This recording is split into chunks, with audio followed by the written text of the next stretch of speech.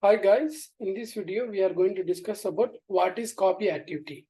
The copy activity is a core component of ADF that enable you to seamlessly move data between various data stores. It versatile tool that support wide range of data sources and sinks, including cloud-based services, on-premises database, and even file systems. So it means that simply it is one of the component in Azure Data Factory, and basically it helps to you move the data from on-premise to cloud or in file system or like cloud to cloud. Okay, like for example, you want to move the data from blob storage to, you can send data to Amazon S3 bucket.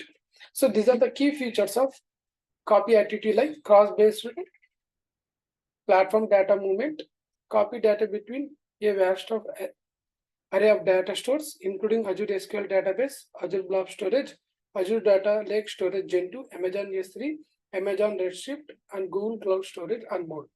So guys, these are the platforms where the copy activity supports, and we have many more also, guys. High performance and scalability. Leverage the power of ADF scalable infrastructure to achieve high throughput and handle large volume of data efficiently. Flexible data transfer, apply transformation to your data during copy process, such as filtering, format conversion, and aggregation. Our error handling and retrieve mechanism also we have, like ensure data integrity or reliability with robust error handling and retrieve mechanism that automatically handle transist failures.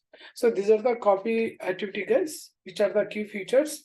In next video, I'm going to create a copy activity and move data from blob storage to another blob. Thank you.